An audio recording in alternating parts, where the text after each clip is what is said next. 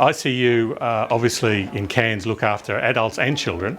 They've had a simulation adult for some time, which is a mannequin that does everything that a patient does. It breathes, it has a pulse, it can be intubated if it needs intubating, all the things that the doctors and nurses need to do. They've had an adult one to train with, but they haven't had a kids one. So now we do.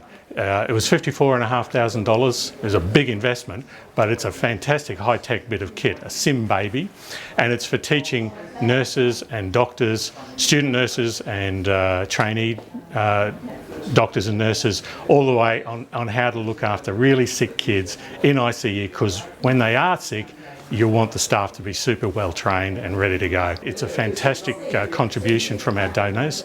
Les and Ann Mills have been wonderful supporters of the hospital. They donated $25,000 towards this mannequin, and that actually tips their total donations over the last 12 years to in excess of $500,000. Fantastic support for the local community, not just Cairns Hospital, but Mareeba and around the Tablelands. They've been wonderful supporters, and I've got to say we thank them from the bottom of our hearts. Really, it was the staff of ICU that came to us. They said, we really need this. You know, we get sick kids, and we want our staff to be super well trained before the sick kids come in. You know, as I say, they've had an adult one for some time. They use it to great effect. They really need a little kid one. And if you come in and have a look at it, I mean, it's amazing. It breathes, it opens its eyes, it cries, its heart stops or goes too fast, its breathing stops or goes too fast, and they can literally practice all the things they need to do. Putting the tube down, intubating it, breathing for it, the whole thing.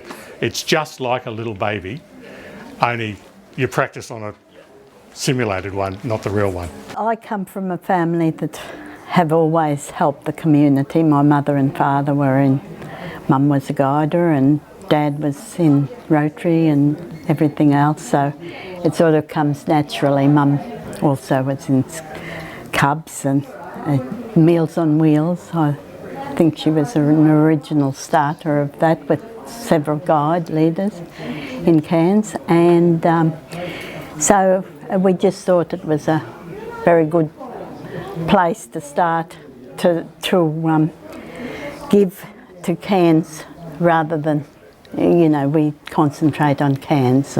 It'll be a great asset to this department. Well, we try and give something every year to the hospital because it's a great foundation.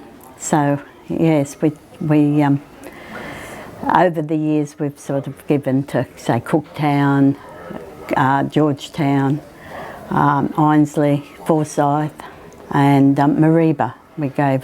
We lived up on the Tableland, so we used to give a lot to Mareeba. My grandfather was actually on the board at this hospital. It's obviously going to be a big improvement and help the nurses. It's always important to help the staff too, I think. So anything that makes their work easier and more efficient, that's good.